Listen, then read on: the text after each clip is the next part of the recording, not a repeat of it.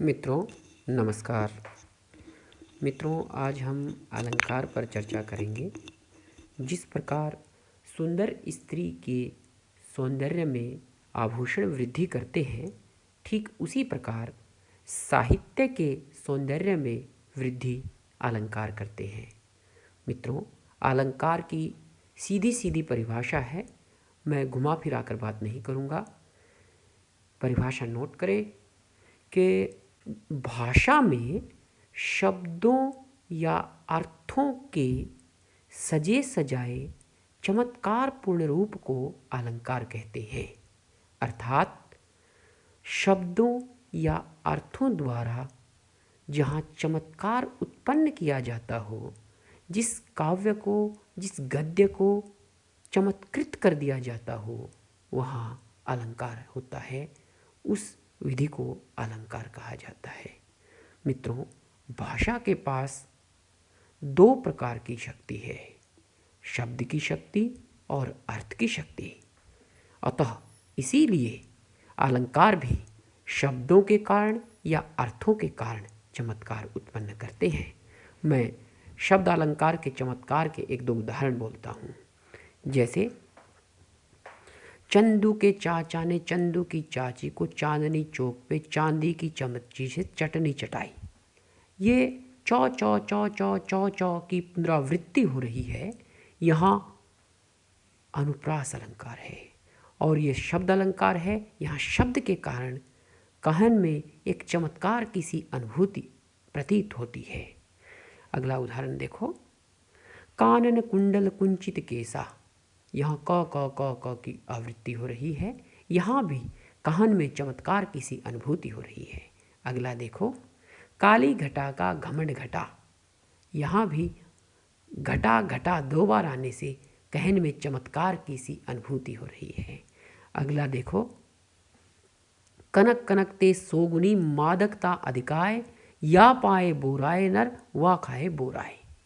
यहाँ भी कनक कनक ते सोगुनी, कनक कनक ऐसे हो रहा है तो चमत्कार की अनुभूति होती है। अतः इस प्रकार की शाब्दिक चमत्कारपूर्ण अनुभूतियों को ही शब्द अलंकार कहते हैं। अर्थ में भी चमत्कार की अनुभूति होती है मित्रों। जैसे चांद सा सुंदर मुख, यहाँ सा के प्रयोग से चमत्कार की अनुभूति होती है। राजीव लोचन रामू चले बटाऊ की नाई। यहाँ राजीव लोचन शब्द जो है सौंदर्य की अनुभूति करवाता है। खड़ खड़ खड़ताल बजाती हवा। यहाँ हवा का खड़ताल बजाना चमत्कारपूर्ण अनुभूति को प्रतीत करवाता है और अर्थ से चमत्कार हो रहा है। अगला देखो, उस रात मारे क्रोध के तनु कांपने उनका लगा, मानो हवा के रोष से सोता हुआ सागर जगा। यहाँ जो है मानो शब्द के प्रयोग से उक्ति में चमत्कार हो रहा है, काव्य में चमत्कार हो रहा है। अतः इस प्रकार के चमत्कारपूर्ण अर्थ के कहन को अर्थ अलंकार कहते हैं। मित्रों, यह तो मैं स्पष्ट कर ही चुका हूँ कि भाषा में शब्दों व अर्थों के सजे सजाए रूप को अलंकार कहते हैं। परंतु एक बात और मैं कहना चाहता हूँ, ये अलंकार साध्य है, साधन नहीं है। मित्रों, ये कविता कामिनी के सौंदर्य में वृद्धि कर सकते हैं, परंतु असुंदर कविता को सुंदर नहीं बना सकते। अगर काव्य में सौंदर्य नहीं है, काव्य में मर्म नहीं है, काव्य में भावात्मकता की वो उच्चता नहीं है जो उत्कर्ष की बात करती हो, विमर्श की बात करती हो, तो कैसे सौंदर्य उत्पन्न हो सकता है। मित्रों, साहित्य में मर्म का होना अति आवश्यक है। साहित्य में ब्रह्मानंद सहोदर आनंद का होना अति आवश्यक है। यदि ये सब अनुभूतियाँ हैं, ये सब सौंदर्यपूर्ण भावनाएं हैं, तो ही अलंकार सौंदर्य में वृद्धि कर सकेंगे। नहीं तो अलंकार शब्दों का जमावड़ा मात्र है, ढकोसलापन है, ये खेल तमाशे मात्र हैं। इन खेल तमाशों के लिए आचार्य शुक्ल ने कहा था कि ये ढकोसले, ये खेल तमाशे केशव दास की 2500 पदों में मिल जाएंगे। ऐसे 2500 पद हैं जिनमें केवल उत्प्रेक्षा, रूपक, उपमा आदि के मेल साधे गए हैं और अलंकार के लिए काव्य लिखा गया है। इस तरह का काव्य सौंदर्य युक्त नहीं होता। तो कहने का शुक्ल साहब का अभिप्राय यही है कि कविता कामिनी के अंदर मर्म होना चाहिए, विमर्शों की बात करने की क्षमताएं होनी चाहिए, उसके अंदर ब्रह्मानंद सहोदर आनंद अनुभूति की क्षमताएं होनी चाहिए, तभी अलंकार उसके सौंदर्य में वृद्धि कर सकते हैं। मैंने पहले ही कहा था दोस्तों कि अलंकार साध्य हैं, साधन नहीं। मित्रों, हम ये बता चुके हैं कि अलंकार किसे कहते हैं। इस स्लाइड में हम शब्द अलंकार की परिभाषा बताएंगे। मित्रों, मैंने ये बता ही दिया था कि भाषा के पास दो प्रकार की शक्ति है, शब्द की शक्ति और अर्थ की शक्ति। शब्द की शक्ति से निकला है शब्द अलंकार, क्योंकि शब्द की शक्ति न होती तो शब्द से चमत्कार कैसे हो सकता था। तो परिभाषा नोट करें, साहित्य में शब्दों के सजे सजाए चमत्कार पूर्ण रूप को शब्दालंकार कहते हैं। एक और नोट कर सकते हैं, जिन शब्दों के सजे सजाए चमत्कार पूर्ण रूप से साहित्य में चमत्कार उत्पन्न होता है उसे शब्दालंकार कहते हैं। मित्रों, कहने की बात यह है कि शब्दों के ऐसे कहन या शब्दों द्वारा इस प्रकार के कहने के ढंग जो भाषा में चमत्कार की अनुभूति करवाते हों, उन्हें शब्दालंकार कहते हैं। मित्रों, शब्दालंकार मुख्य रूप से तीन हैं, अनुप्रास, यमक और श्लेष, परंतु वक्रोक्ति, पुनरोक्ति, प्रकाश आदि आदि अनेक अलंकारों को और भी शामिल किया गया है। ये गुण है। नेक्स्ट स्लाइड में हम अनुप्रास अलंकार की बात करेंगे। अनुप्रास अलंकार, जब किसी एक वर्ण की आवृत्ति हो, आवृत्त होना यानी कि घूम घूम के फिर से आना, जब काव्य पंक्ति में किसी एक वर्ण की आवृत्ति हो या पुनरावृत्ति हो तो अनुप्रास अलंकार होता है। मित्रों, कहने का अभिप्राय है, जब किसी भी काव्य पंक्ति में या किसी दोहे में यानी कि कपलेट में दो पंक्तियां हो काव्य की, उनमें कोई एक ही वर्ण बार बार आ जाए तो वहाँ क्या है, अनुप्रास हो जाता है। जैसे मुदित महीपति मंदिर आहे, म सेवक सचिव सुमंत भुलाए, स ये तीन बार म और तीन बार स आवृत्त हो गए हैं यानी कि फिर आ गए हैं, तो यहाँ क्या हुआ, अनुप्रास अलंकार हुआ। और देखो, कानन कुंडल कुंचित केसा, यहाँ जो कानन कुंडल कुंचित केसा में क हो रहा है, तो यहाँ जो है ये बार बार आवृत्ति हो रही है। जय हनुमान ज्ञान गुण सागर, गुण सागर, ज्ञान गुण ग, इस तरह से भी अनुप्रास अलंकार का ये उदाहरण बनता है। और जय झांसी, जय जय झांसी, झांसी का जय घोष था, तो ज कई बार आ रहा है, तो यहाँ भी जो है अनुप्रास होता है, परंतु यहाँ पूरा शब्द भी दोहराया जा रहा है, इसलिए यहाँ कोई और भी अलंकार आता है जिसको हम अगले किसी न किसी स्लाइड में बताएंगे, जब उस अलंकार का नंबर आएगा तब बताएंगे। अगला देखो, इसी में धूल धूप धुआं धुंध अतुलित शोभा तूल है, तो ध इनकी आवृत्ति हो रही है।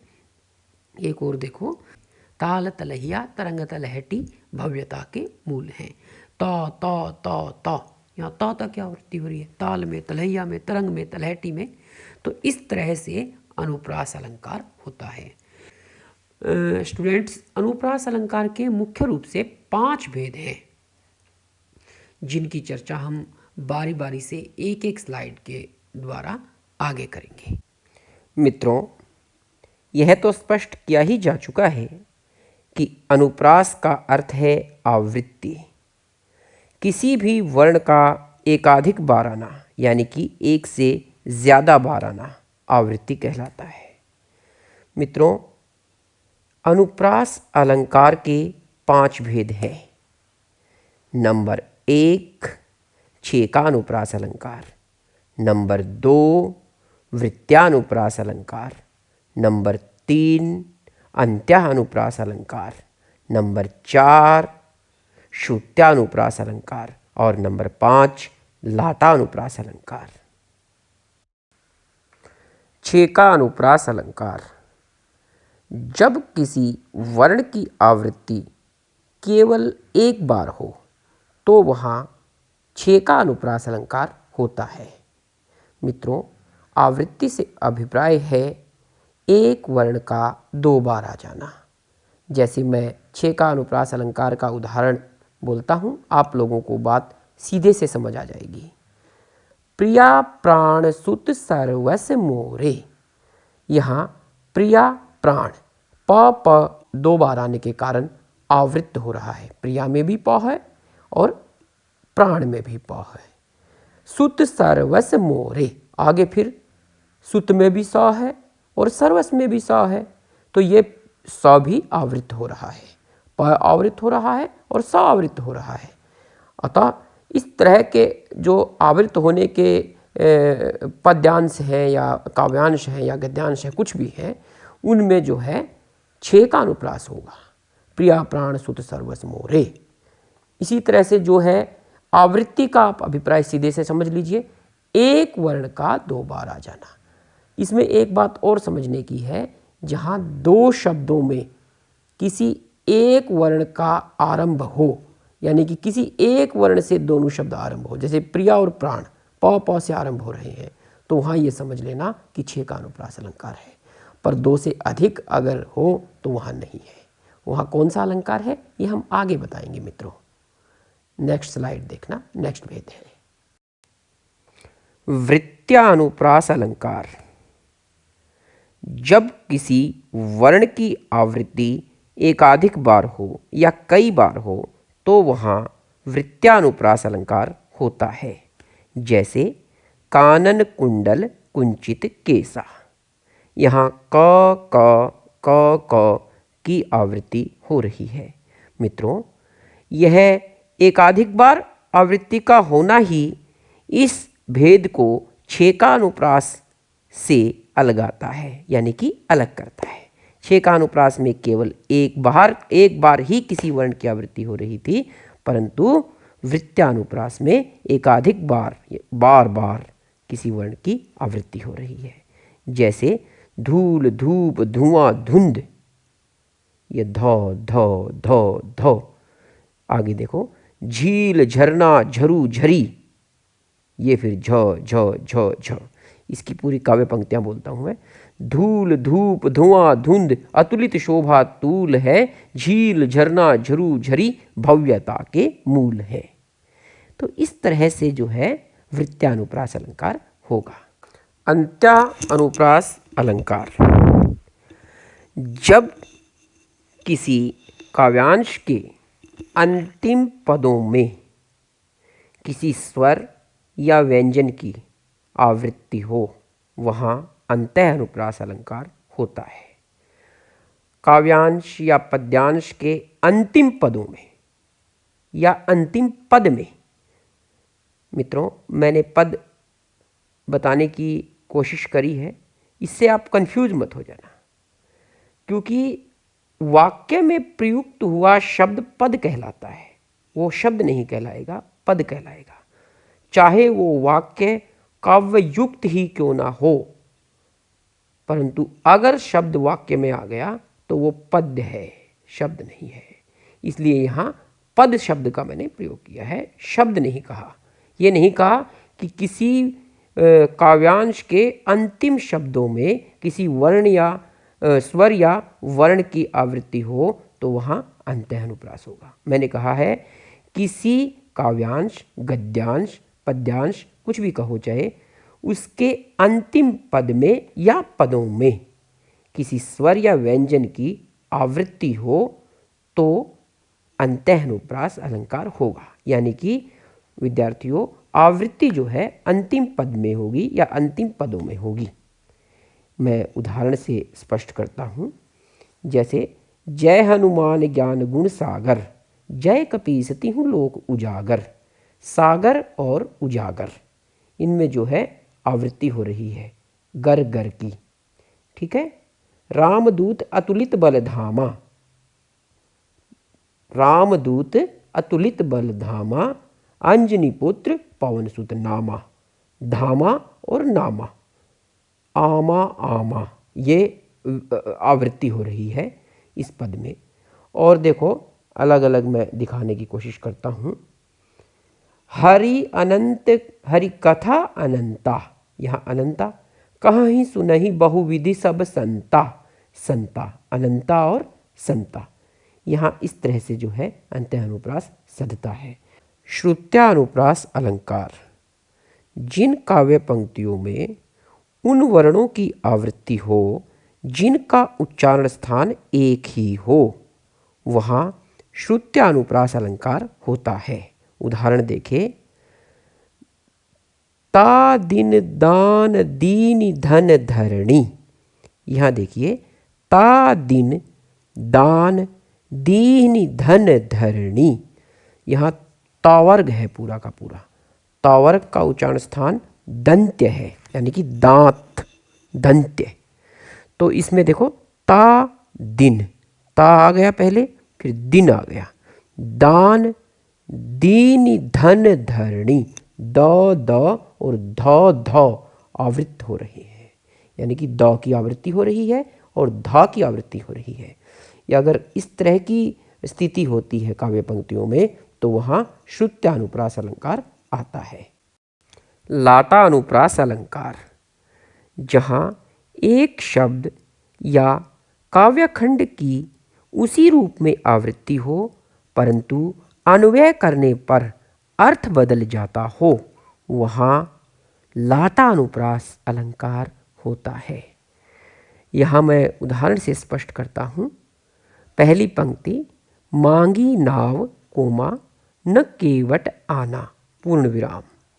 दूसरी पंक्ति, मांगी नाव न कोमा केवट आना, पूर्ण विराम।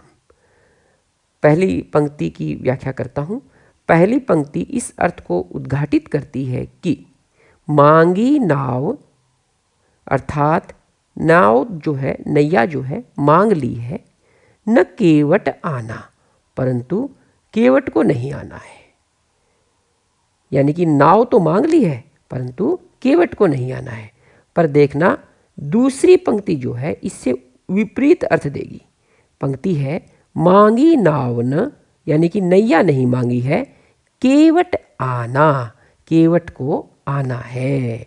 यानी कि नैया नहीं मांगी है पर केवट को आना है।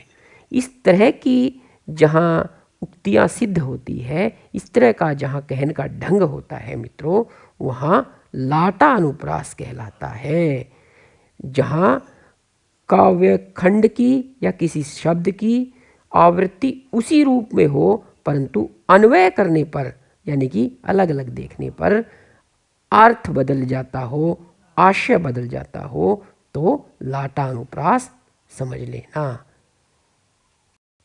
यमक अलंकार, जब किसी शब्द का प्रयोग एकाधिक बार हो और हर बार अर्थ अलग अलग निकले, यानी कि शब्द का प्रयोग एक से ज़्यादा बार हो, 2 बार हो, 3 बार हो, 4 बार हो या जितनी भी बार, पर एक से ज़्यादा बार हो और जितनी भी बार शब्द आए वो अलग अलग अर्थ को लेकर के आए, वहाँ यमक अलंकार होता है।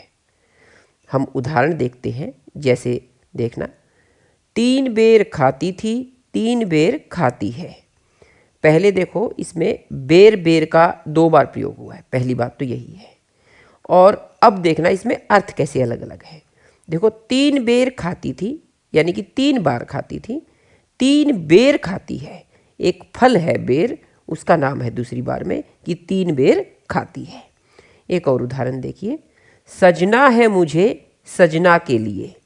बिल्कुल सरल उदाहरण है, सजना है मुझे सजना के लिए। पहला सजना का अर्थ है संवरना है और दूसरा है सजना के लिए के अर्थ में अपने पति के लिए। अपने हस्बैंड के लिए। तो ये दोनों बार सजना सजना अलग अलग अर्थ दे रहे हैं। और देखो, तू मोहन के उर्वशी हवै उर्वशी समान, तू मोहन के उर्वशी हवै उर्वशी समान। तो इसमें पहले मोहन के उर्वशी का मतलब है तू कृष्ण के यानी कि मोहन के हृदय में बस गई है, और दूसरा है हवै उर्वशी समान का मतलब तू अप्सरा, जो उर्वशी अप्सरा है उस उर्वशी समान है। आगे देखो, बिल्कुल अच्छा उदाहरण बोल रहा हूँ, याद कर सकते हैं आप लोग। सारंग ले सारंग चली कर सारंग की ओट, गर सारंग ना होता तो सारंग करता चोट।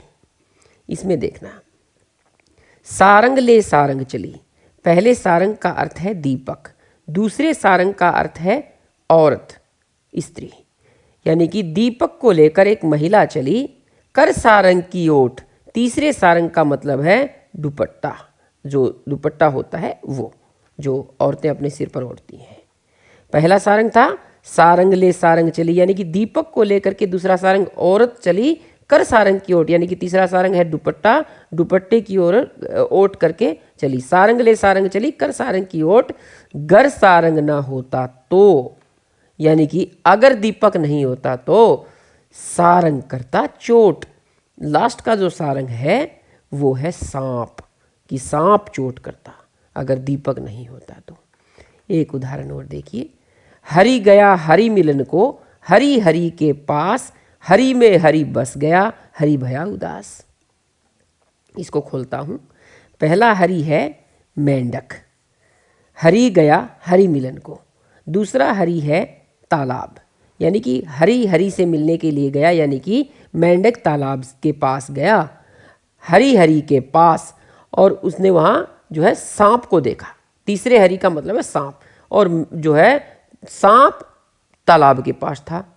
हरि गया हरि मिलन को, यानी कि मेंढक तालाब के पास गया हरि हरि के पास, परंतु उसने वहाँ सांप को देखा हरि हरि के पास, यानी कि सांप जो है तालाब के पास था।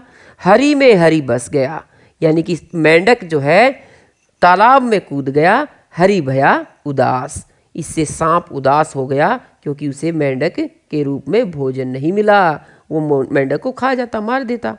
तो ये है उदाहरण, हरि गया हरि मिलन को, हरि हरि के पास, हरि में हरि बस गया, हरि भया उदास। और एक और उदाहरण देख सकते हैं आप लोग। मन का फेरत युग भया, फिरा न मन का फेर, कर का मन का डारी दे, मन का फेर। इसमें देखो, मन का फेरत युग भया, यहाँ जो है मन का अर्थ है मनिया, यानी कि एक तरह का मोती। मन का फेरत युग भया, फिरा न मन का फेर। मन का फेर फिरने का अभिप्राय है बच्चों अपने हृदय का फेर फिरना, कि अपने हृदय का फेर नहीं फिर पाया। विद्यार्थियों, मन, दूसरा जो मन है वो हृदय के अर्थ में है। मैं पंक्ति फिर बोलता हूँ।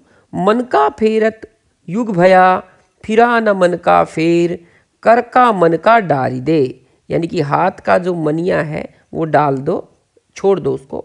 मन का फेर, यानी कि हृदय का मनिया फेरना चाहिए, हृदय को जो है सही दिशा में, परमात्मा की दिशा में लगाना चाहिए। तो यहाँ हमारा यमक अलंकार पूर्ण होता है। श्लेष अलंकार। श्लेष का अर्थ होता है चिपका हुआ। जब किसी शब्द का प्रयोग एक बार हो और अर्थ अलग अलग निकले, यानी कि शब्द का प्रयोग तो एक बार हो और अर्थ अलग अलग दे दे, अनेक अर्थ दे दे, एक बार ही प्रयोग होकर के बहुत सारे अर्थ दे दे, वहाँ श्लेष अलंकार होता है। एक बार प्रयोग होने का अर्थ एक बार ही प्रयोग होना नहीं है। एक पंक्ति में कोई शब्द दो बार भी आ सकता है, परंतु दोनों बार ही वो एक सिंपल अर्थ में आएगा, परंतु दूसरी तरफ उसका अर्थ अलग अलग अर्थों में दिखाई देगा। मैं आपको उदाहरण बोलूँगा, उससे शायद और भी क्लियर होगा। एक बात और है विद्यार्थियों, ये अलंकार शब्द अलंकार भी है और अर्थ अलंकार भी है, इसीलिए इस अलंकार को उभयार्थ अलंकार भी कहते हैं या शब्दार्थ अलंकार भी कहते हैं। श्लेष के मुख्य रूप से दो भेद होते हैं, अभंग श्लेष अलंकार और सभंग श्लेष अलंकार। इनका वर्णन हम कुछ समय बाद करेंगे, परंतु पहले श्लेष का एक उदाहरण सुन लीजिए। बिहारी का एक दोहा है, नल की और नलनीर की गति एकै कर जोए, जितनो नीचो हवा चले उतनो ऊंचो होए। यहाँ इसको मैं खोलता हूँ, व्याख्या करता हूँ। यहाँ जो है पहली पंक्ति कहती है, नल की और नलनीर की गति एकै कर जोए, यानी कि आदमी की और नलके की, जो पानी वाला नल होता है, उस नल की एक जैसी स्थिति होती है।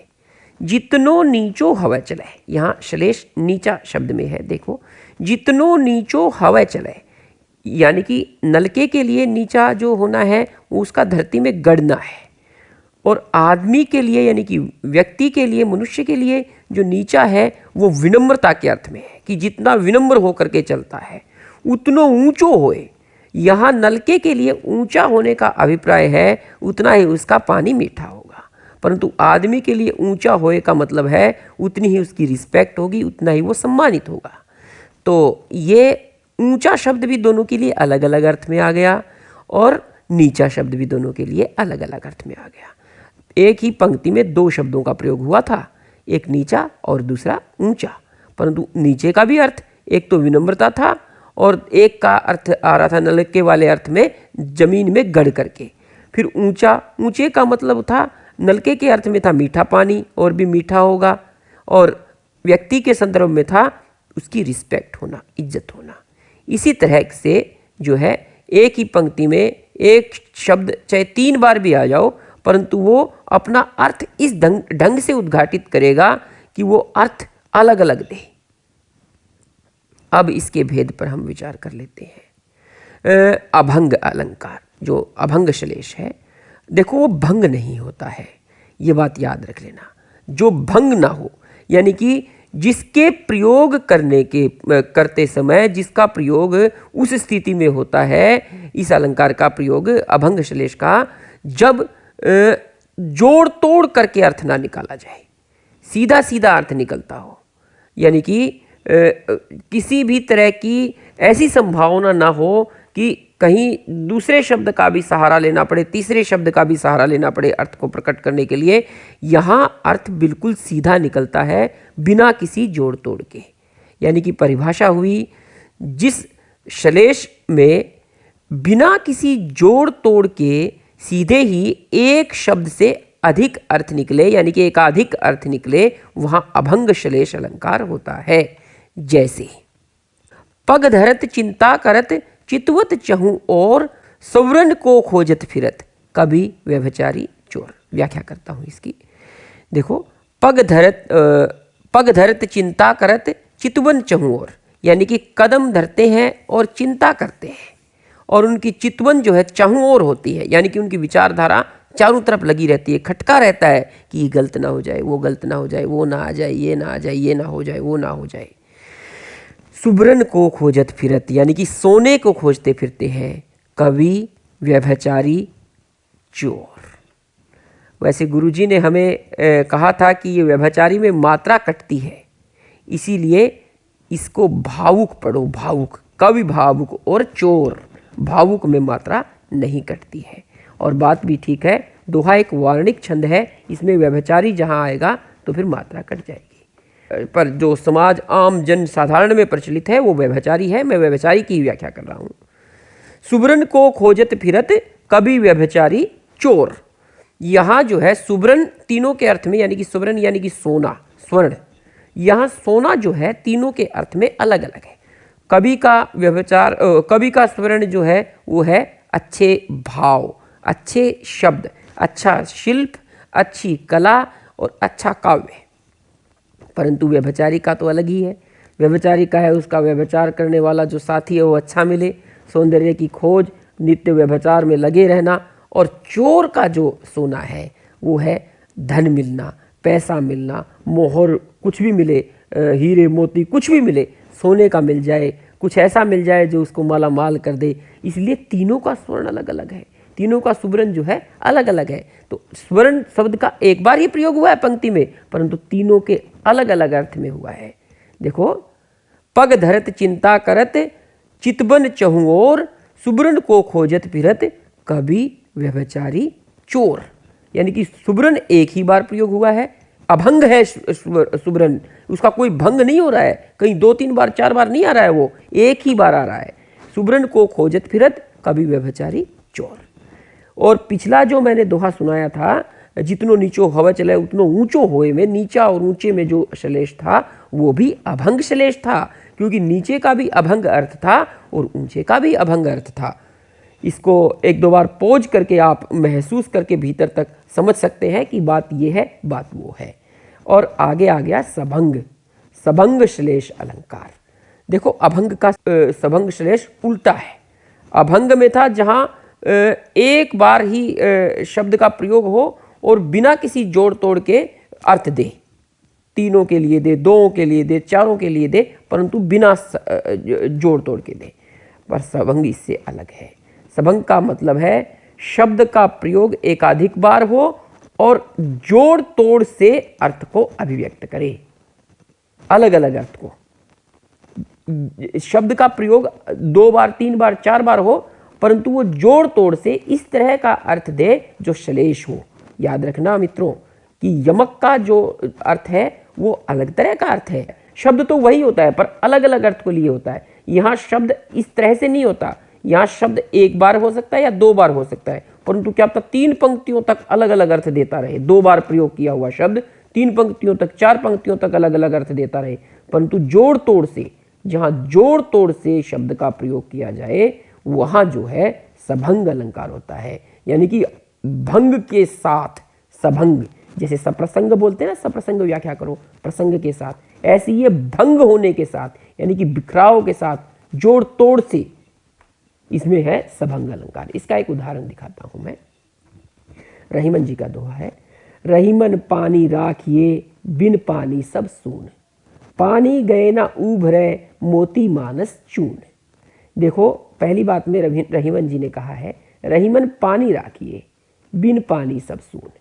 यानी कि रहीमन जी ने कहा है कि पानी को रखना चाहिए, बिन पानी के सब कुछ सूना है। किस किस के लिए सूना है? अब तीसरी पंक्ति कहती है पानी गए ना उभरे। पानी गए, गए जो इसके साथ शब्द आया है पानी गए, यहाँ ये जोड़ तोड़ वाली बात कर रहा है थोड़ी सी। पानी गए ना उभरे मोती मानस चून। मोती जो है पानी से शोभा पाता है, मानस यानी कि आदमी उसकी इज्जत से शोभा पाता है, और चून, चूने में भी पानी का प्रयोग होता है। मोती में जो है नक्षत्र की बूंदें पड़ती है तो वो एक तरह का अलग ही तरह का शोभायमान हो जाता है। तो इसमें अलग अलग तीनों में ही मोती के लिए वो बूंद वाले अर्थ में पानी आ गया, आदमी के लिए पानी इज्जत का मतलब हो गया, और चूने के लिए जो है पानी उससे मिलकर के, पानी में मिलकर के चूना रंग बदल लेता है, तो जल वाला पानी हो गया इसके लिए। तो तीनों के लिए अलग अलग हो गया। कहते हैं ना कई बार तेरा पानी उतर गया था उस समय, यानी कि तेरी इज्जत उतर गई थी। तो इसी तरह के अर्थ में जो है प्रयोग होता है श्लेष। यहाँ हमने अभंग को पढ़ा, सबंग को पढ़ा, नॉर्मल श्लेष को पढ़ा। इसे 2-3 बार पोज करके थोड़ा समझ करके हम देख पाएंगे तो और खुल करके बात समझ में आ पाएगी। एक बात याद रखना, श्लेष अलंकार दोनों अर्थों में है, शब्द अलंकार भी है और अर्थ अलंकार भी है। इसीलिए इसे उभयार्थ अलंकार या शब्दार्थ अलंकार के नाम से भी नवाजा जाता है। इसे इस तरह के विशेषण भी दिए जाते हैं।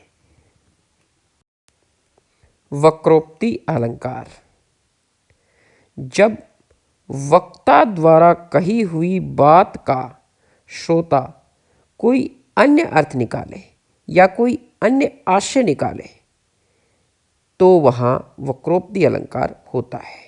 जैसे उदाहरण देता हूँ, कहो लखन मुनि शील तुम्हारा, को नहीं जान विदित संसारा। यहाँ शील को जो है ऐसे अर्थ में उद्घाटित किया गया है जो व्यंग्यपूर्ण है।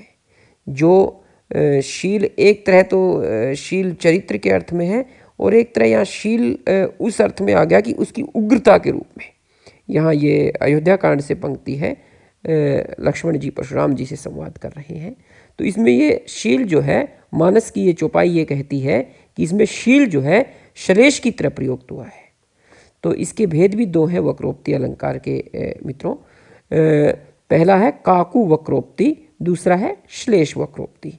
इनका हम वर्णन लगातार 2 स्लाइड में, नेक्स्ट 2 स्लाइड्स में करेंगे। काकु वक्रोक्ति, जहाँ वक्ता की कंठ ध्वनि के कारण श्रोता कोई अन्य अर्थ निकाल लेता है, वहाँ काकु वक्रोक्ति अलंकार होता है। फिर से खोल के बात बताता हूँ। जहाँ वक्ता की कंठ ध्वनि के कारण, यानी कि जहाँ स्पीकर के बोलने के एक्सेंट के कारण श्रोता, ऑडियंस मान लो, श्रोता कुछ अलग अर्थ निकाल लेता है, जो बात कही जाए उससे अलग ही अर्थ निकाल लेता है, या बात जो बोली जाती है उससे अलग अर्थ निकाल लेता है, वहाँ काकु वक्रोक्ति अलंकार होता है। इसका एक उदाहरण देता हूँ मैं। ये मानस के अरण्य कांड से है। मैं सुकुमारी नाथ बन जोगू, तुम्ही उचित तब मोह कह भोगू। मैं सुकुमारी नाथ बन जोगू, तुम्ही उचित तब मोह कह भोगू। यहाँ सुकुमारी पर संबोधन है। ये ध्वनि का जो बोलने का एक्सेंट है, आवाज़ का जो उतार चढ़ाव है, उससे अर्थ की तब्दीली को अभिव्यक्त कर रहा है। श्लेष वक्रोक्ति अलंकार, जहाँ वक्ता द्वारा कहे कथन में श्लेष हो और श्रोता द्वारा उसका भिन्न अर्थ निकाल लिया जाए, वहाँ श्लेष वक्रोक्ति अलंकार होता है। कहने का अभिप्राय है विद्यार्थियों, जहाँ वक्ता की बात में श्लेष हो और बात वक्र ढंग से भी कही गई हो और श्रोता उसका अलग ही अर्थ निकाल ले, जो बात है उस बात से अलग अर्थ निकाल ले, वहाँ श्लेष वक्रोक्ति अलंकार होता है। उदाहरण, कहो लखन मुनि शील तुम्हारा, को नहीं जान विदित संसारा। कहो लखन मुनि शील तुम्हारा, यहाँ जो है शील का श्लेष के रूप में और वक्रता के रूप में, दोनों ही रूपों में प्रयोग हुआ है। श्लेष में पहले पढ़ा चुका हूँ। वक्रता का मतलब है जो कहा जाए उससे अलग अर्थ निकाल लेना। थोड़ा बौद्धिक व्यायाम मैं अपेक्षित रखता हूँ, आपसे अपेक्षा है कि बौद्धिक व्यायाम भी आप करोगे, तो खुद भी थोड़ा प्रयास करना इसमें। कहो लखन मुनि शील तुम्हारा, को नहीं जान विदित संसारा।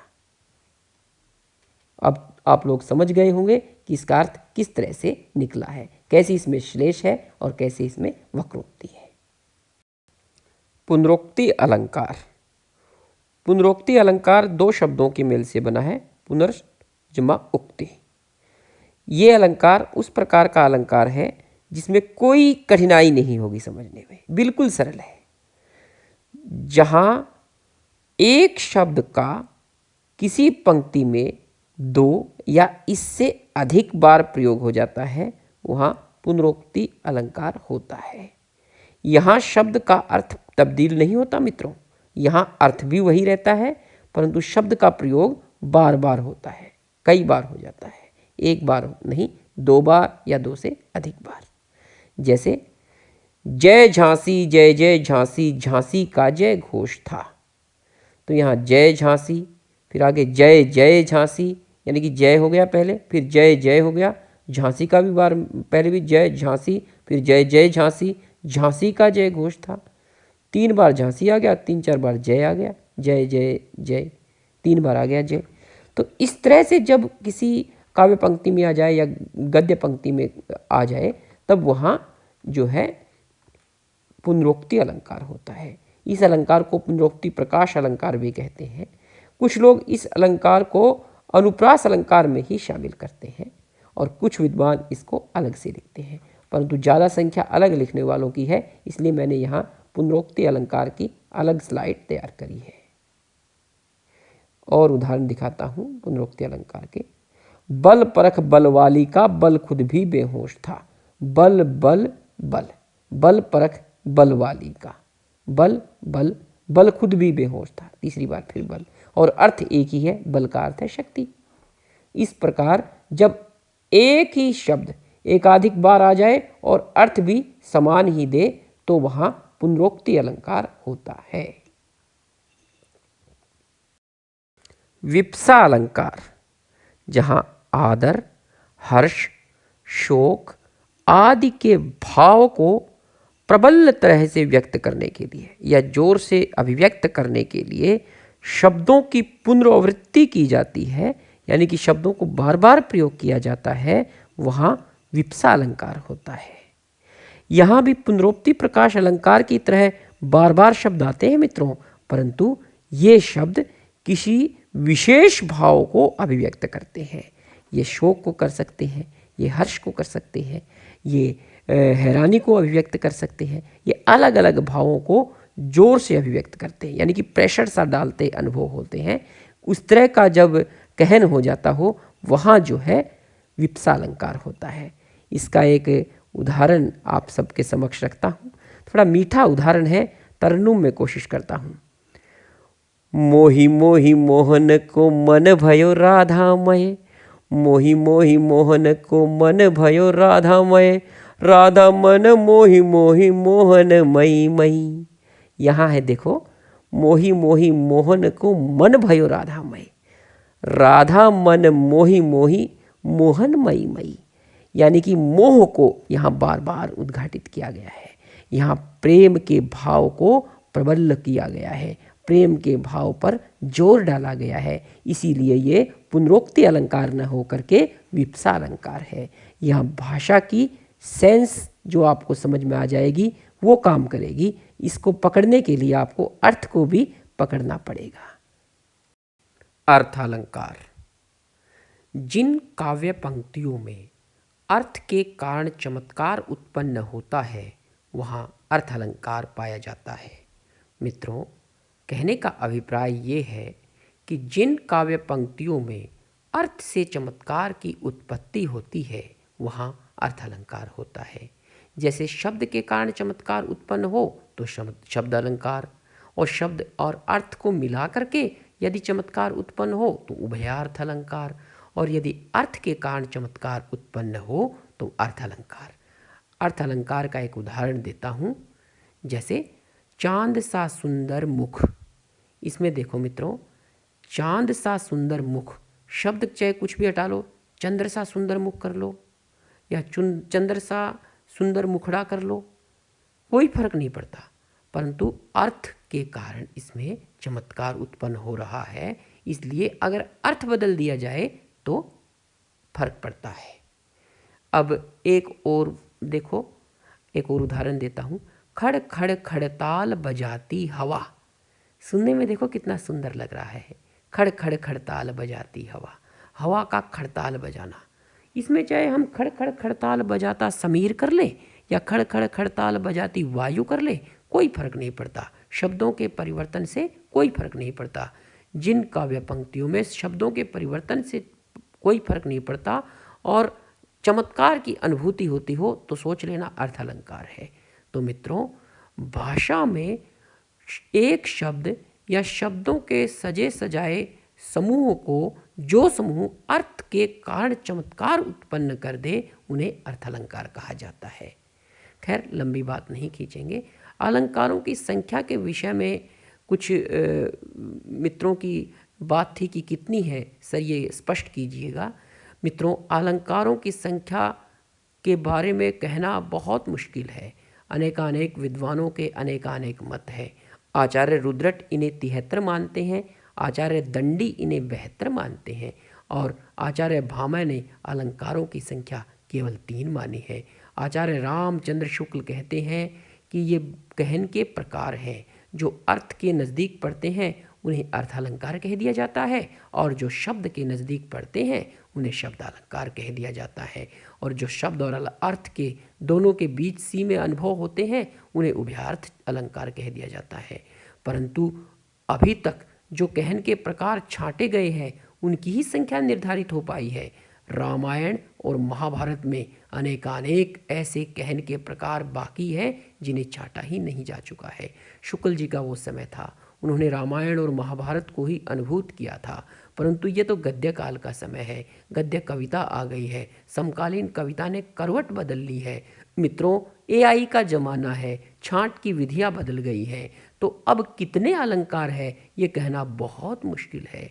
हाँ, परंतु मैं एक बात कहता हूँ कि हमें कितने हैं कितने नहीं हैं इस द्वंद्व में नहीं पड़ना चाहिए। मैं आपको एक विश्वास दिलाता हूँ कि मैंने अब तक उन शब्द अलंकारों को कवर कर लिया है जो कक्षा 8 से लेकर कक्षा BA या MA तक की परीक्षाओं के लिए उपयोगी है। बिल्कुल एकदम समर्थ हैं। इतने भी आप कवर कर लोगे शब्द अलंकार तो भी आपके लिए बिल्कुल काफ़ी हैं, आपको फुल नंबर दिलवाएंगे। और यह भी मैं विश्वास से कहता हूँ कि जिन अर्थ अलंकारों को कवर करने जा रहा हूँ उतनों को कवर जरूर करूँगा जो आपकी 8वीं 10वीं की परीक्षा से लेकर स्नातक स्नातकोत्तर तक आपकी पूरी मदद करेंगे और आपकी प्रतियोगी परीक्षाओं के लिए, कॉम्पिटिटिव एग्जाम्स के लिए पूरी हेल्प करेंगे और आपको अच्छे नंबर दिलवाएंगे। आपको किसी तरह से किसी और की वीडियो देखने की कोई ज़रूरत अनुभव नहीं होगी। वैसे अपने ज्ञानवर्धन के लिए देखना चाहें तो कोई ऐसी बात नहीं है कि नहीं देखनी चाहिए, देखो कोई बात नहीं है, किताबें पढ़ो कोई बात नहीं है, परंतु मार्क्स के लिए आपको किसी का मुंह नहीं ताकना पड़ेगा, विश्वास से कहता हूँ। उपमा अलंकार। इस अलंकार में उपमेय की तुलना उपमान से की जाती है। जैसे चांद सा सुंदर मुख। इस अलंकार के 4 अंग होते हैं। नंबर 1 उपमेय, नंबर 2 उपमान, नंबर 3 वाचक शब्द और नंबर 4 साधारण गुण धर्म। नंबर 1 उपमेय, जिसकी तुलना की जाती है उसे उपमेय कहते हैं। जैसे चांद सा सुंदर मुख में मुख उपमेय है क्योंकि मुख की तुलना चांद से की गई है। जिसकी तुलना की जाती हो वो उपमेय होता है। नंबर 2 उपमान। उपमान वो शब्द होता है जिसकी तुलना नहीं, जिससे तुलना की जाती हो। कभी कंफ्यूज न करना। जिसकी तुलना की जाती हो वो उपमेय, जिससे तुलना की जाती हो वो उपमान। यहां हमने जो उदाहरण रखा था चांद सा सुंदर मुख, इस उदाहरण में चांद उपमान है क्योंकि चांद से मुख की तुलना की गई है, यानी कि जिससे तुलना की जाती हो वो उपमान है। वाचक शब्द ये होते हैं सा, से, सी, सम, जैसा आदि। इन शब्दों का प्रयोग योजक के प्रयोग से किया जाता है। जैसे चांद सा सुंदर मुख में चांद के बाद योजक लगा करके सा लगाया जाएगा, यानी कि इन शब्दों के प्रयोग में योजक चिन्ह प्रयोग किया जाता है। नंबर 4 साधारण गुण धर्म।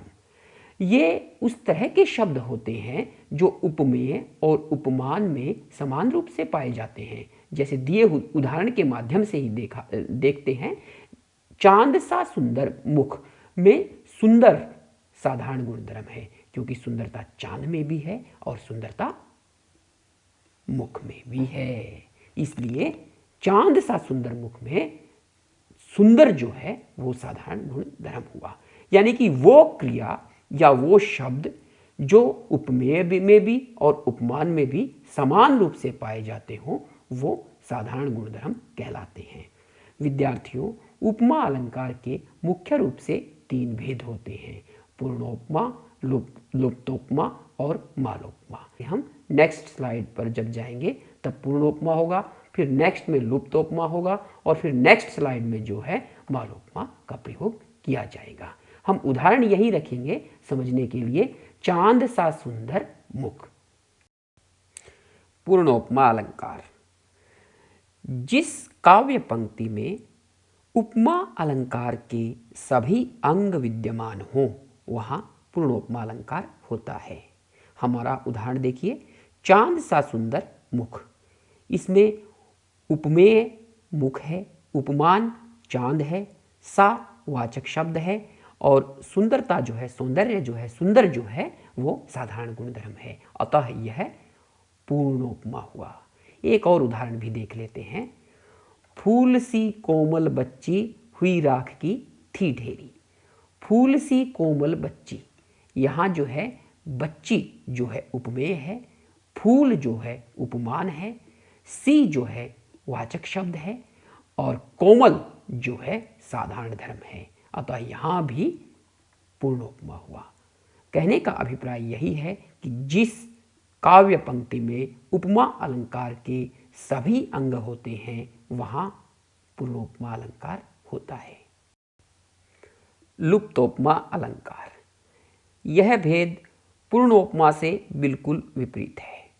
जिस काव्य पंक्ति में उपमा अलंकार के चारों भेदों में से, चारों भेद हैं उपमेय, उपमान, वाचक शब्द और साधारण धर्म, जिस काव्य पंक्ति में उपमा अलंकार के चारों भेदों में से कोई एक या दो अंग ना हो, चारों अंगों में से, भेद न कंफ्यूज करना, भेद नहीं है ये अंग है।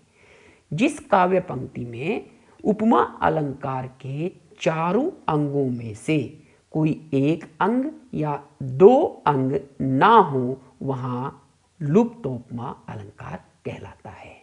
यानी कि एक अंग या दो अंगों का लोपन हो जाता है, यानी कि लुप्त हो जाते हैं। जैसे चांद सा सुंदर मुख को ही ले लें, इसमें हम अगर सुंदर हटा दें, चांद सा मुख कर दें तो यही लुप्तोपमा हो जाएगा।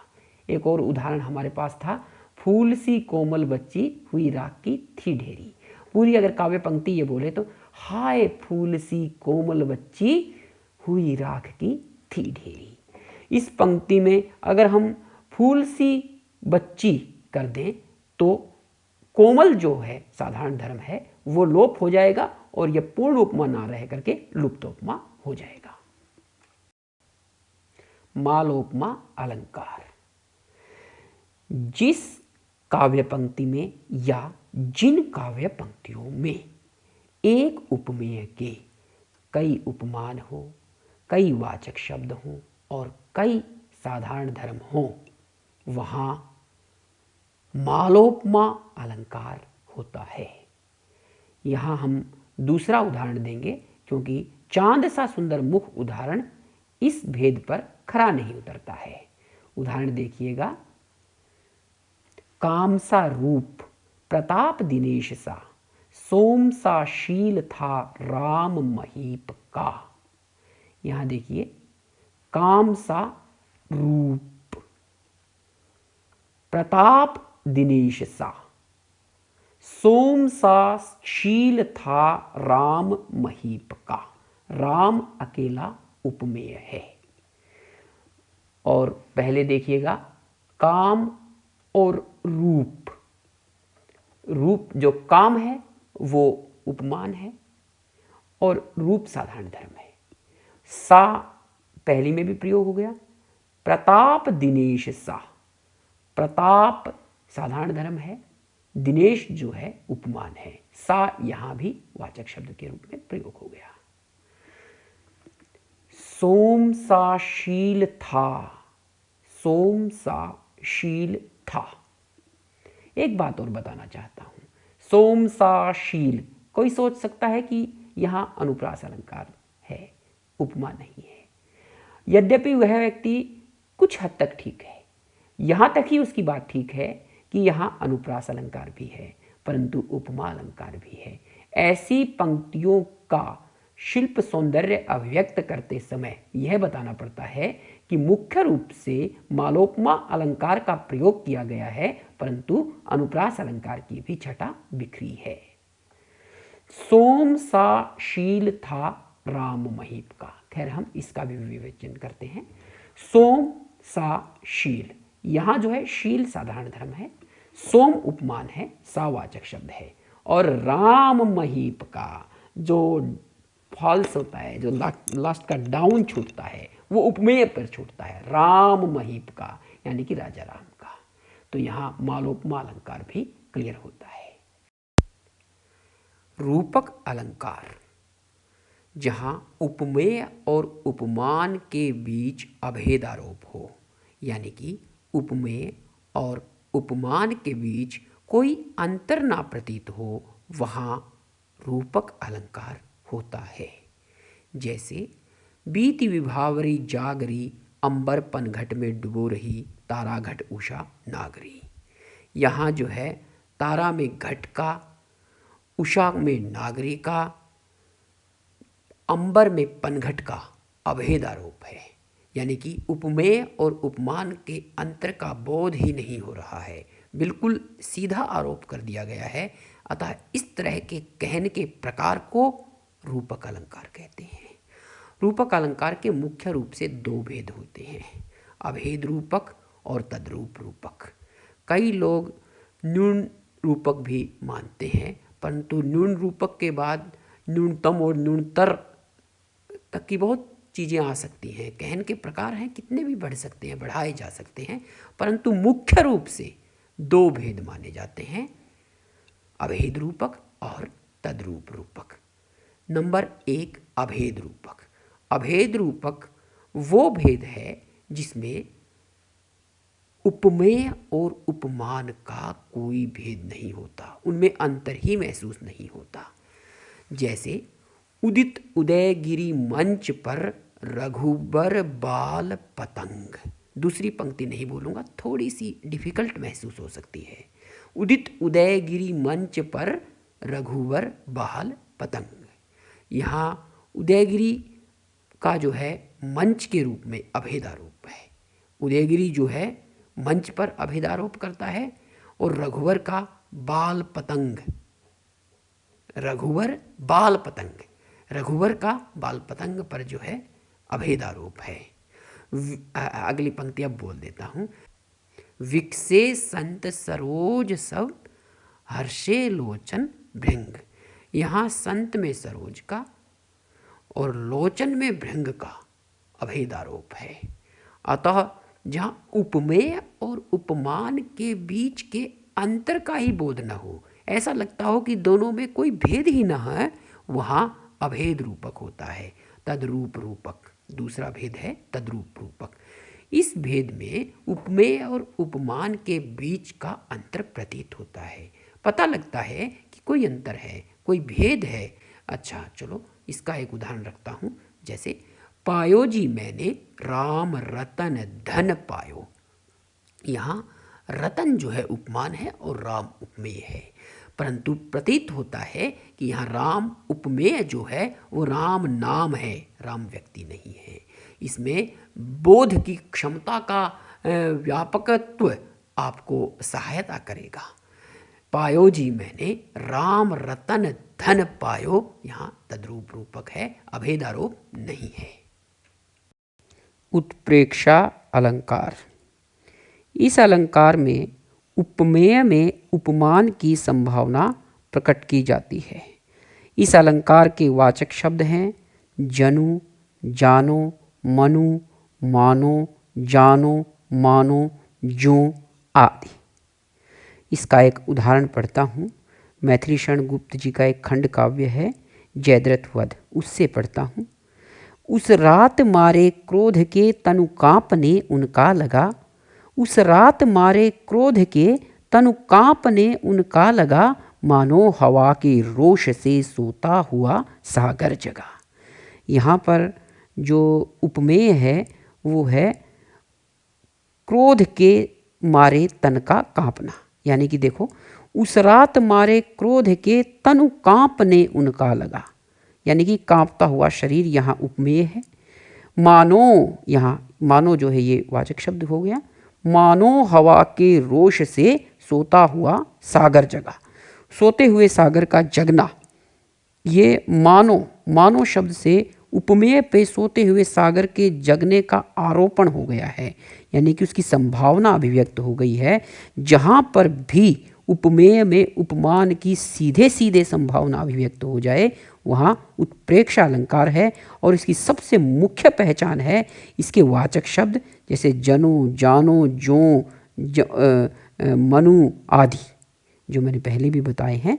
तो उदाहरण फिर देखिए। उस रात मारे क्रोध के तनु कांपने उनका लगा, मानो हवा के रोष से सोता हुआ सागर जगा। शरीर का जो कांपना है, तनु का जो कांपना है, उसका वो है उपमेय, और उस पर आरोपण हुआ है उपमान का जो मनु वाचक शब्द के, यानी कि मानो वाचक शब्द के सहयोग से हुआ है, सोते हुए सागर का। वैसे उत्प्रेक्षा अलंकार के मित्रों 3 भेद होते हैं, वस्तु उत्प्रेक्षा, हेतु उत्प्रेक्षा और फलोत्प्रेक्षा। परंतु एग्जाम्स की दृष्टि से मैं इनका वर्णन आवश्यक नहीं समझता हूँ, आपके लिए ये सफिशिएंट है। फिर भी कोई अगर अपनी जानकारी बढ़ाने की कोशिश करना चाहे, बढ़ाना चाहे, तो कोई उसमें दिक्कत वाली बात नहीं है, अन्यत्र वो अध्ययन कर सकता है इस तरह का। पर एग्ज़ाम्स के लिए मुझे आवश्यक नहीं लगा तो मैंने नहीं इसको ऐड किया। ना ही तो ये कॉम्पिटिटिव एग्ज़ाम्स के लिए आवश्यक मुझे लगता है, और ना ही मुझे नॉर्मल जो परीक्षाएं दी जाती है 10वीं 12वीं BA MA वगैरह की, उसमें नहीं लगता मुझे आवश्यक। मैंने कहीं नहीं देखा, कहीं इस तरह का इतना डीप वर्णन नहीं होता है। मित्रों, मैं पहले भी बता चुका हूँ कि ये कहन के प्रकार तो असंख्य हैं, परंतु मैं तो वो मोती निकालने की आपके लिए कोशिश कर रहा हूँ जो आपकी माला में शोभा दे सके, यानी कि आपकी जो तैयारी में सहायक हो सके। अतिशोक्ति अलंकार। इस अलंकार की परिभाषा इसके नाम में ही है मित्रों, अतिशोक्ति, यानी कि कोई ऐसी बात जो ज़्यादा ही बढ़ा चढ़ा करके कह दी गई हो, अति के करीब बात, अति के करीब की उक्ति। खैर, मैं परिभाषा बोलता हूँ। जहाँ उपमेय की कल्पना लोक सीमा से बढ़ाकर कर ली जाए, यानी कि जहाँ उपमेय का वर्णन लोक सीमा से बढ़ाकर कर दिया जाए, वहाँ अतिशोक्ति अलंकार होता है। मैं एक और परिभाषा बोलता हूँ। जिन काव्य पंक्तियों में किसी वस्तु, पदार्थ, भाव आदि के रूप में होने वाले उपमेय की कल्पना लोक साधारण की सीमा से बढ़ा करके कर दी जाती है, वहाँ अतिशोक्ति अलंकार होता है। सीधी साधारण परिभाषा एक और भी आप बना सकते हैं कि जहाँ उपमेय की कल्पना लोक सीमा से बढ़ा करके हो जाती है, वहाँ अतिशोक्ति अलंकार हो जाता है। इसका मैं एक उदाहरण देता हूँ। मानस की अयोध्या कांड की चौपाई है, तुलसी जी ने लिखा है, भूप सहस्रों दश एक ही बारा, लगे उठावन टरत न टारा। यानी कि 10,000 राजा एक बार में ही धनुष को उठाने लग गए, परंतु धनुष तत्से मच नहीं हुआ। भूप सहस्रों दश, यानी कि 10,000 राजा एक ही बार में, लगे उठावन तरत न टारा, यानी कि उठाने लग गए परंतु तत्से मच नहीं हुआ। यहाँ जो है धनुष का जो भाव है वो छुपे रूप में है, साइलेंट भाव है। हिंदी में इस तरह के भाव की उपज तुलसी से ही हो सकती थी और बड़े बड़े लेखकों से ही हो सकती है। साधारण कलम के बश की बात नहीं है, ये साधारण कलम नहीं हो सकता इतना भारी भाव को जो छुपे रूप में भी अभिव्यक्त कर दे। तो आपको अर्थ समझना पड़ेगा कि भूप सहस्रो दश एक ही बारा, लगे उठावन तरत न टारा, यानी कि 10,000 राजा एक साथ उठाने लग गए, फिर भी धनुष तच से मच नहीं हुआ। धनुष तो इतनी भारी चीज़ होती नहीं मित्रों, एक साधारण सी चीज़ होती है, छोटी चीज़ होती है। कोई कहे कि धनुष जो है शिव भगवान का था तो 10 की 5, 25, 40, 100 कुछ तो उठाते, परंतु यहाँ 10,000 राजाओं के लगने पर भी न उठा पाने की जो बात कही गई है वो अतिशोक्ति लगती है। मानवीकरण अलंकार। जहाँ पर जड़ प्रकृति पर मानवीय भावनाओं का आरोपण हो जाता है, वहाँ पर मानवीकरण अलंकार हो जाता है। यानी कि जहाँ चेतन का जड़ पर आरोप हो जाता है, वहाँ पर मानवीयकरण अलंकार होता है। जैसे दिवस का अवसान था, मेघमय आसमान से उतर रही थी, संध्या सुंदरी परी सी धीरे धीरे।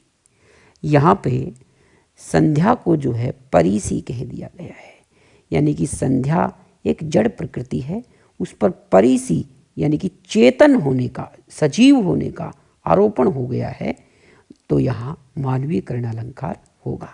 एक बड़ा सीधा उदाहरण और बोलता हूँ। खड़ खड़ खड़ताल बजाती हवा। यहाँ हवा का खड़ताल बजाना अभिव्यक्त किया गया है। हवा एक जड़ प्रकृति है जिसमें खड़ खड़ खड़ताल बजाने से ये अनुभूति होती है कि जैसे वो कोई चेतन वस्तु हो, जैसे वो कोई मानवीय वस्तु हो या मानव हो या व्यक्ति हो। तो यहाँ पर भी मानवीयकरण अलंकार होता है। तो इन दो उदाहरणों से हमें ये पता चलता है कि जहाँ पर भी जड़ प्रकृति में, चाहे वो सागर का उदाहरण ले लिया जाए, चाहे हवा का उदाहरण ले लिया जाए, चाहे पानी का उदाहरण ले लिया जाए, चाहे किसी और चीज़ का उदाहरण ले लिया जाए, उन पर यदि मानवीय भावनाओं का आरोपण हो जाए तो वहाँ मानवीयकरण अलंकार होता है। जैसे कुत्ते की जो दांत किटकिटाता सागर, या कुत्ते की जो शोर मचाती सागर की लहरें। तो यहाँ कुत्ते की तरह लहरों का शोर मचाना अभिव्यक्त हुआ है। तो कोई व्यक्ति कह सकता है कि ये उपमा अलंकार है, परंतु उपमा अलंकार यहाँ नहीं है, क्योंकि उपमा अलंकार का जो भाव है वो दूसरे तरह का है। यहाँ ये भाव जड़ में चेतन के अभेद आरोप का भाव है, तो यहाँ मानवीयकरण अलंकार होगा। हाँ, उपमा अलंकार की छटा कह सकता है कोई व्यक्ति साधारण भाव से ये बात कहे कि थोड़ी छटा है। छटा सिर्फ सी, सा, सी, जो, जैसा आदि के प्रयोग को कोई व्यक्ति मान सकता है। बहुत बहुत डीप में उतरे तो ये बात निकल कर के आती है, नहीं तो बाल की खाल निकालने वाली बात है। यहाँ हम भावों को समझे कि जहाँ भी जड़ में चेतन का आरोप होता है वहीं मानवीयकरण अलंकार होता है। उदाहरण अलंकार। जहाँ ऊपर की पंक्ति के उदाहरण में नीचे की पंक्ति का वर्णन वाचक शब्द के साथ हो, वहाँ उदाहरण अलंकार होता है। यानी कि मित्रों, जहाँ ऊपर की पंक्ति के उदाहरण में नीचे की पंक्ति आए और उस पंक्ति में वाचक शब्द भी आना चाहिए, वहाँ जो है उदाहरण अलंकार होता है। इसके मुख्य रूप से वाचक शब्द हैं जैसे, ऐसे, इव आदि। मित्रों, एक बात हमें ध्यान रखनी पड़ेगी कि ऊपर की पंक्ति में वाचक शब्द हो या न हो कोई बात नहीं, परंतु नीचे की पंक्ति जो ऊपर की पंक्ति का उदाहरण मात्र होगी उसमें वाचक शब्द होना ही चाहिए। मैं उदाहरण देता हूँ। नीकी पे फीकी लगे बिन अवसर की बात, ये दोहे के ऊपर की पंक्ति हो गई। नीकी पे फीकी लगे बिन अवसर की बात, जैसे बरनत युद्ध में, नीचे वाली पंक्ति बोल रहा हूँ, जैसे बरनत युद्ध में रस सिंगार न सुहात। तो यहाँ जैसे वाचक शब्द आ गया। मित्रों, मैं व्याख्या करता हूँ। नीकी पे फीकी लगाए बिन अवसर की बात, यानी कि अच्छी बात होने पर भी बिना अवसर कही हुई बात, यानी कि सही समय को न विचार करके कही हुई बात अच्छी नहीं लगती, वो बात शोभायमान नहीं होती। जैसे बरनत युद्ध में रस सिंगार न सुहात, जिस प्रकार, कैसे अच्छी नहीं लगती, जिस प्रकार से बरनत युद्ध में, यानी कि वर्णन, युद्ध का वर्णन हो रहा हो और उसमें अचानक से कोई रस सिंगार भरी लाइन को कह दे, पंक्ति को कह दे, तो एक तरह का, जैसे राग विधा में, संगीत में कहते हैं ना, विवादी स्वर का प्रयोग करना, उस प्रकार यहाँ विवादी पंक्ति का प्रयोग हो जाता है, यानी कि अच्छी नहीं लगती रस सिंगार की पंक्ति। तो ऊपर की पंक्ति जो थी, नीकी पर फीकी लगे बिन अवसर की बात, उसको पुष्ट किया गया है नीचे की पंक्ति में उदाहरण दे करके, और उदाहरण में वाचक शब्द भी है। ध्यान रखना मित्रों, अगर वाचक शब्द ना होगा तो यहाँ दृष्टांत अलंकार हो जाएगा, क्योंकि ऊपर की पंक्ति और नीचे की पंक्ति के बीच बिंब प्रतिबिंब का भाव उत्पन्न हो जाएगा। जहाँ ऊपर और नीचे की पंक्ति के बीच बिंब प्रतिबिंब का भाव उत्पन्न हो जाता है और बिना ही वाचक शब्द के दूसरी पंक्ति उदाहरण बन जाती है, वहाँ दृष्टांत अलंकार होता है। तो मित्रों, यहाँ उदाहरण अलंकार की हम बात कर रहे थे, दृष्टांत अलंकार की नहीं। तो उदाहरण अलंकार की एक सबसे बड़ी पहचान है कि जो उदाहरण बनी दूसरी पंक्ति है उसमें वाचक शब्द होना अनिवार्य है। यहाँ ऊपर की पंक्ति थी, नीकी पर फीकी लगे बिन अवसर की बात। इसमें कोई वाचक शब्द नहीं है किसी भी प्रकार का, ना जैसे है, ना ऐसे है, ना सा है, ना सी है, ना इव है, कुछ भी नहीं है। परंतु दूसरी में है, दूसरी पंक्ति जो है उसमें है। ऊपर की पंक्ति फिर बोल रहा हूँ, नीकी पे फीकी लगे बिन अवसर की बात। और निचली जो उदाहरण में स्पष्ट हुई है, जो उदाहरण रूप में ऊपर की पंक्ति को अभिव्यक्त करती है, वो है जैसे वर्णत युद्ध में। मतलब जिस प्रकार से युद्ध का वर्णन करते समय रस सिंगार न सुहात, रस सिंगार नहीं शोभायमान होते, उसी प्रकार बिना अवसर के कही हुई अच्छी बात भी शोभा नहीं पाती। संदेह अलंकार। जिन काव्य पंक्तियों में उपमेय में उपमान का संदेहात्मक ज्ञान हो, यानी कि उपमेय में ही उपमान का संदेह किया जाता हो, वहाँ संदेह अलंकार होता है। जैसे देखो उदाहरण देता हूँ, नारी बीच सारी है कि सारी बीच नारी है, कि नारी ही की सारी है कि सारी ही की नारी है। इस उदाहरण में पहली ऊपर की पंक्ति कहती है कि पता ही नहीं लग पा रहा है नारी के बीच साड़ी है या साड़ी के बीच नारी है। दूसरी पंक्ति कहती है कि इतना ही नहीं बल्कि इतना भी नहीं पता लग पा रहा है कि नारी ही की साड़ी है, यानी कि नारी की ही साड़ी है या साड़ी की ही नारी है। यहाँ जो है इस तरह की जो पंक्तियाँ जहाँ भी आती है वहाँ जो है संदेह अलंकार होता है। अतः यहाँ भी जो है संदेह अलंकार है। विभावना अलंकार। जिन काव्य पंक्तियों में कार्य के बिना ही कारण का होना पाया जाता है, वहाँ विभावना अलंकार होता है। मैं यहाँ उदाहरण देता हूँ, उससे ज़्यादा बात समझ में आएगी। बिनु पग चले सुने बिन काना, बिन कर कर्म करे विधि नाना, आनन रहित सकल रस भोगी, बिनु वाणी वक्ता बड़ जोगी। तो मित्रों मैं व्याख्या करता हूँ। जैसे पहली चौपाई में पहली जो ऊपर की पंक्ति है वो कहती है, बिनु पग चले सुने बिन काना, यानी कि कार्य के बिना ही कारण हो रहा है, यानी पग यानी कि पाँव के सहारे ही चला जाता है, परंतु यहाँ जो नायक है वो बिना पग ही चल रहा है। बिनु पग चले सुने बिन काना, और कानों के बिना ही सुन रहा है। बिन कर कर्म करे विधि नाना, बिना हाथों के ही अनेकानेक प्रकार के कर्म कर रहा है। आनन रहित सकल रस भोगी, दूसरी चौपाई की पहली पंक्ति, आनन रहित सकल रस भोगी, यानी कि पेट के बिना ही वो सभी रसों का भोग कर लेते हैं। बिनु वाणी वक्ता बड़ जोगी, और वाणी नहीं है उनके पास, परंतु फिर भी वो वक्ता बड़ जोगी हैं, यानी कि बहुत सुंदर वाणी में बोल लेते हैं, यानी कि अपनी बात को बखूबी अच्छे ढंग से कह लेते हैं। यद्यपि ये पंक्तियाँ भगवान के लिए हैं, ईश्वर के लिए हैं, परमात्मा के लिए हैं, अल्लाह के लिए हैं, परंतु यहाँ पे विभावना अलंकार है, क्योंकि यहाँ कार्य के बिना ही कारण का होना पाया जाता है। तो मित्रों, जिन काव्य पंक्तियों में कार्य के बिना ही कारण का होना पाया जाता है, वहाँ विभावना अलंकार होता है। व्यतिरेक अलंकार।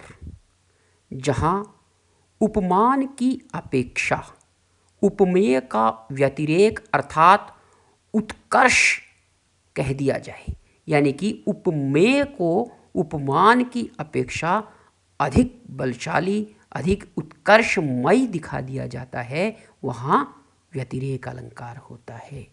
जैसे रघुवर जस प्रताप के आगे, चंद मंद रवि त्यापहु त्यागे। पंक्ति की व्याख्या देखते हैं, चौपाई है तुलसीदास जी की। रघुवर जस प्रताप के आगे, यानी कि रघुवर यानी कि श्री रामचंद्र जी के प्रताप के आगे चंद मंद, यानी कि चांद मंद है, यानी कि चांद कम है। रवि तापहु त्यागे, यानी कि रवि सूरज ने ताप भी त्याग दिया है। कहने का अभिप्राय ये है कि चंदा और सूरज भी श्री रामचंद्र जी के प्रताप के आगे कुछ नहीं है, उनका भी कोई महत्व नहीं है, वो भी उतने बलशाली नहीं है जितने श्री रामचंद्र जी। यहाँ श्री रामचंद्र जो है रघुवर यानी कि श्री रामचंद्र जो है यहाँ पे उपमेय है। रघुवर क्या है? उपमेय है। रघुवर जस प्रताप के आगे चंद मंद रवि ताप हूँ त्यागे, यानी कि दूसरी पंक्ति जो है उपमान है चंद और रवि यानी कि चंदा और सूरज, परंतु इनको उपमेय की अपेक्षा कम बताया गया है और उपमेय के उत्कर्ष का वर्णन है, यानी कि उसके व्यतिरेक उत्कर्ष एक ही बात होती है, व्यतिरेक का वर्णन है, इसलिए यहाँ व्यतिरेक अलंकार है। जहाँ भी उपमेय के उत्कर्ष का वर्णन हो, उपमेय को उपमान की अपेक्षा बहुत बढ़ा करके दिखा दिया जाता हो, वहीं व्यतिरेक अलंकार होता है मित्रों। अन्योक्ति अलंकार, जहाँ अप्रस्तुत के माध्यम से प्रस्तुत को कोई बात कह दी जाती हो, वहाँ अन्योक्ति अलंकार होता है।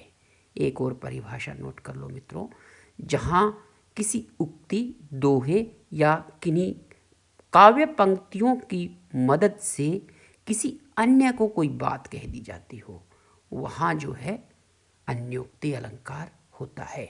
मैं उदाहरण देता हूँ, जैसे फूलों के पास रहते हैं, फूलों के पास रहते हैं फिर भी कांटे उदास रहते हैं।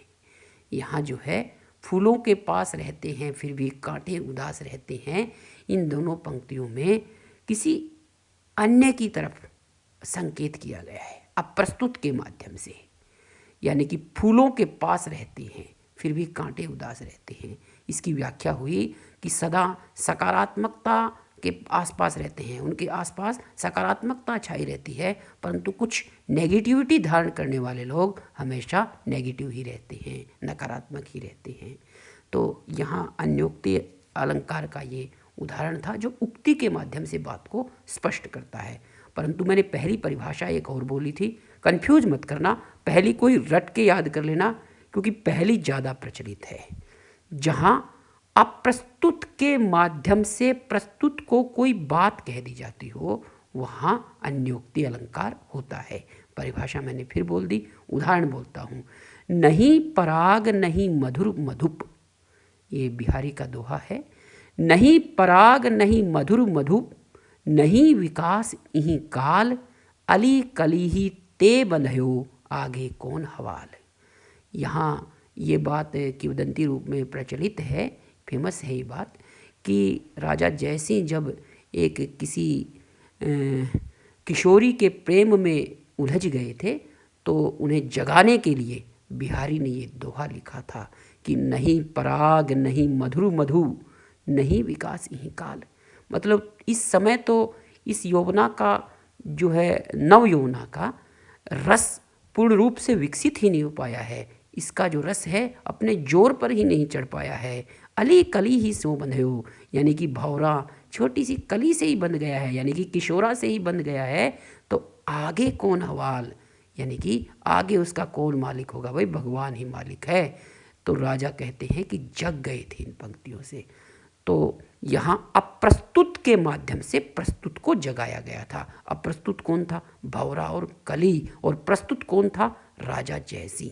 तो यहाँ अप्रस्तुत के माध्यम से प्रस्तुत को बात की गई थी, इसलिए यहाँ अन्योक्ति अलंकार है। उदाहरण फिर बोलता हूँ, नहीं पराग नहीं मधुर मधुप, नहीं विकास इहीं काल, अली कली ही ते बंधयो आगे कौन हवाल। थोड़ा गाने को मन हो गया था तो गा करके बोल दिया। इस अन्योक्ति के इस उदाहरण को कभी मत भूलना, क्योंकि अन्योक्ति की परिभाषा को यह उदाहरण पूर्ण रूप से सही से स्पष्ट करता है। ओके। अतियोक्ति अलंकार, जहाँ प्रेम, औदार्य, शौर्य, कीर्ति, जस, क्रोध आदि को दिखाने के लिए झूठ का सहारा लिया जाता है, या मैं ये कहूँ कि सफ़ेद झूठ का सहारा लिया जाता है, वहाँ अतियोक्ति अलंकार होता है। मित्रों, इस अलंकार की परिभाषा इसके नाम में ही है, अतियोक्ति, यानी कि उक्ति की अति, अति हो जाती है कहन की। तो इस तरह की जहाँ परिभाषा बनती है वहाँ अतियुक्ति अलंकार होता है। मैं फिर बोलता हूँ, जहाँ काव्य पंक्तियों में प्रेम, क्रोध, बैर, विरोध, शौर्य, प्रेम आदि को अभिव्यक्त करने के लिए झूठ को सहारा मान लिया जाता है, यानी कि सफ़ेद झूठ का सहारा लिया जाता है, वहाँ अतियुक्ति अलंकार होता है। मैं उदाहरण देता हूँ, लखन सकोप वचन जब बोले, ये भी चौपाई मानस की ही है, तुलसीदास ने लिखी है। तो तुलसीदास जी की चौपाई को हम उदाहरण रूप में रख रहे हैं। लखन सकोप वचन जब बोले, डगमगानी मही दिग्गज डोले। यहाँ कहने चाहते हैं कि लखन जब क्रोध के साथ अपने वचनों को कहने लगे, यानी कि अपनी वाणी को अभिव्यक्त करने लगे, तो धरती डोल गई और दिग्गज डोल गए, यानी कि दिशाएं डोल गई, कुछ भी बात कह दो। तो यहाँ जो बात है वो कहने के लिए कोरे झूठ का सहारा ले लिया गया है। मुझे इस अलंकार को ही पुष्ट करता आज का एक गाना ध्यान आ रहा है, तुम जो कह दो तो चांद तारों को तोड़ लाऊंगा मैं, तुम जो कह दो तो चांद तारों को तोड़ लाऊंगा मैं, इन हवाओं को, इन घटाओं को मोड़ लाऊंगा मैं। यहाँ पे अतियुक्ति है, प्रेम के वश में होकर के कही अति है, उसका अति उक्ति रूप से वर्णन अतियुक्ति अलंकार को अभिव्यक्त करता है, पुष्ट करता है। सारांश। मित्रों, हमने अलंकारों का बिल्कुल विस्तार से अध्ययन करने का प्रयास किया। विस्तार का अर्थ अति विस्तार नहीं है। विस्तार का मतलब है जो हमारे एग्ज़ाम्स के लिए बिल्कुल उपयोगी रहे और हमें अच्छे नंबर दिला सके, हमारे कॉम्पिटिटिव एग्ज़ाम्स में सहयोग की सीढ़ी बन सके, उस तरह का विस्तार। मित्रों, अलंकार मुख्य रूप से दो प्रकार के हैं, ये बताया ही जा चुका है कि शब्द अलंकार और अर्थ अलंकार। अच्छा, अलंकार का थोड़ा सा इतिहास बता देता हूँ, हल्का सा। मित्रों, वैसे तो रस संप्रदाय के जो मुख्य प्रवर्तक हैं भरत मुनि, इन्होंने ही सबसे पहले अलंकार का जिक्र किया था। उन्होंने 4 अलंकार माने थे, दीपक अलंकार, उपमा अलंकार, रूपक अलंकार और यमक अलंकार।